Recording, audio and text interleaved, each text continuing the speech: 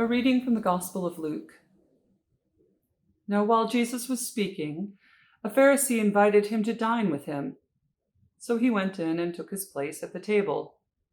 The Pharisee was amazed that he did not first wash before dinner.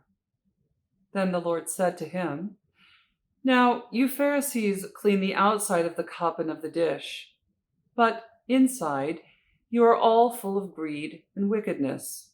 You fools! Did not the one who made the outside make the inside also? So give for alms those things that are within, and see, everything will be clean for you." Jesus at the beginning of a confrontational dinner experience. Jesus calling out the Pharisees for an over-attention to things that are outside and an under-attention to the things that are inside.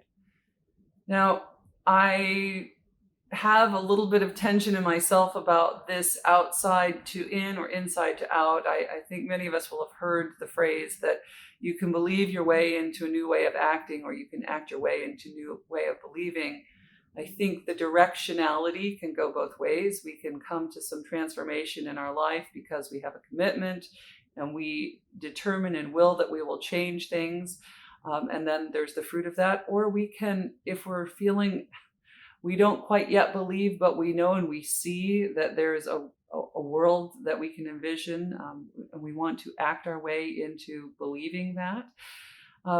Sometimes that outward expression of something to which we aspire is the beginning of the real transformation in us. For example, Jesus says, wherever your treasure is, there your heart will be also. We often reverse those words and say, well, that means that I should give money or give my resources to the things that I value. But Jesus is actually saying, wherever you give your treasure, your heart will follow. And so I think there's a legitimate question about which precedes the other. Do we act our way into a new way of believing, or do we believe our way into a new way of acting?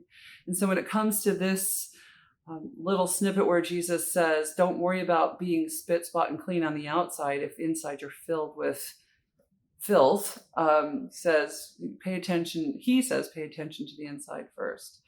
So Jesus gives us the answer in this little snippet, but life experience suggests to me that sometimes we human beings need to attend to the outside first, and that will lead us on into a better disposition on the inside, particularly those of us who've come out of COVID and realized that maybe for the first time we need to put on a pair of slacks with a waistband in it, right? It's sort of getting ourselves pulled together and moving in a direction.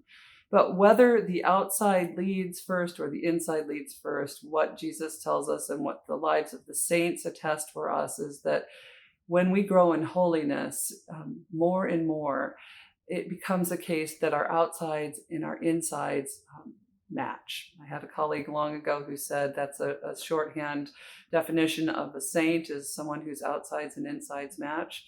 And that is my hope and my prayer for you and me on this day, that we might aspire to that we pay attention to what Jesus is saying. It's not enough simply to pay attention to the outside.